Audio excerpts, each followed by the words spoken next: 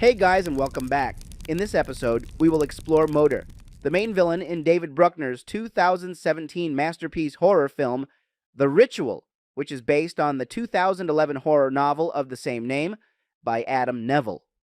The story follows a group of men who go hiking in Sweden to honor a deceased friend.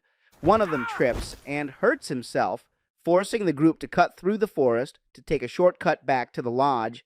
They get picked one by a monstrous creature. This beast is Moder, the bastard child of Loki, and it has inhabited this dense forest in northern Sweden for ages. A bastard offspring of Loki. We do not say its name. Depicted in the movie as an elk-like creature, Moder has a pair of antlers that resemble two human arms in supplication. He has two yellow eyes, which, to me, allows him to hypnotize wandering hikers in this forest, making them see what they want them to see. The enormous god has spikes on its back and a headless torso. Below that is a head and a pair of human arms and hands. In this forest are worshippers that Moder handpicked himself. These are ancient people who have been here for centuries, and they cannot get out of this forest.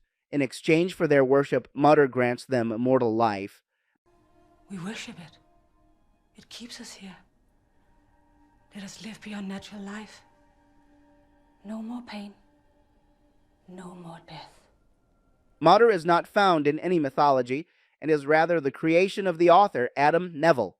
He is one of those obscure monsters, gods, and giants not specifically named in ancient stories, but rather represents things that ancient people could not comprehend. For example, the ancient Greeks believed in the Cyclops, a race of one-eyed humanoid giants that so permeated our consciousness. In the Odyssey, Odysseus escaped the wrath of these creatures by blinding one of them. Archaeologists like Othonio Abel proposed that the ancient Greeks may have found the skull of a dwarf elephant and thought that it was a giant, one-eyed monster. These skulls have a large hole at the center where their trunk is attached. At first glance, one would certainly think that it is a giant humanoid. The kraken is also one of these misinterpreted or misidentified animals. In ancient Germanic legends, the kraken was a colossal sea creature that attacked Viking ships. Right now, we know that there is such a thing as the colossal squid, which is the largest squid species in the world. It can reach up to 500 kilograms or 1,100 pounds, with an estimated maximum length of 12 meters or 39 feet. Just for context, here's how puny we humans are compared to colossal squids. It is no wonder the ancient Vikings said it was the most fearsome creature of the sea. As far as Moder is concerned, Adam drew inspiration from the children of Loki, such as Hel, Fenrir, Jormungandr, and many others. Hel is the ruler of Helheim, or the realm of the dead. We have seen Hel's Hollywood version in Thor as Hela, but her story was significantly changed. In Thor Ragnarok, Hela is Odin's daughter, who wants to take over Asgard and the other realms, but this is not so in Norse mythology. In ancient legends, Hel may be the goddess of death, the underworld, and decay, but she is not evil. She presides over the realm of the dead, or Niflheim, where the souls of murderers, thieves, and evil humans end up, while the souls of valiant warriors go to Valhalla. Fenrir is a giant wolf who plays a critical role in Ragnarok, which is essentially the world's doomsday, where the world will burn and subsequently be submerged in water. A new world will rise, and after this cleansing, two human survivors, Leif and Lifthrasir, will populate the earth. Fenrir is also prophesied to kill the god Odin. Then there is Jormungandr, a massive serpent that encircles Midgard, or as we know it, Earth. Like Fenrir, Jormungandr is an apocalyptic creature who plays a role in the Ragnarok. The Norse prophecy says that it is Jormungandr who will trigger the end of the world. Why settle for boring mugs when you can sip with style? Whether you're fighting the undead or just fighting to stay awake, we have a design just right for your taste. Shop now at beforeyousleep.store. In the film, Moder would stalk humans who wander unwittingly in his domain. Once he spots someone who has been through so much pain and suffering, he marks that person and allows him to either worship him or die. You will kneel before the god.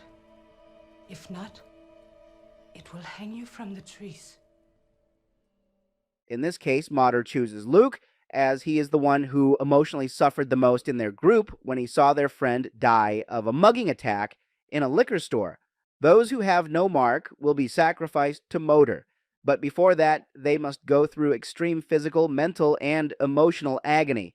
Moder has been around for centuries, and he has chosen many followers who he rightfully thinks as deserving of his gift. He is not only big, fast, and strong, but he also has the power to conjure hallucinations. It is why, when the group forced their way into the house, they all experienced what they thought was a nightmare. Luke finds himself in the convenience store where Robert died, although he is physically in the forest. Hutch gets so terrified that he soils himself. Dom dreams of himself dying, calling out his wife's name, and Phil is upstairs naked, worshipping the idol. Given this, it is possible that the Moder we see in the film is not his real form, but rather merely what he wants us to see. There is a scene where Dom thinks he is looking at his wife Gail, but it isn't Gail. Moder, being a Jotun, is a giant.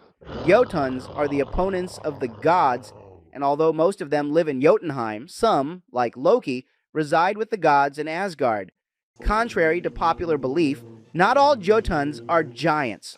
There are several variations of them, and these are the Frost Jotun, the Fire Jotun, the Mountain Jotun, the Beast Jotun, the Storm Jotun, the Sea Jotun, and the Stone Jotun. If we examine Moder closely, we can say that he is inspired by Elgfrodi, a half-man, half-elk being in ancient Germanic legends.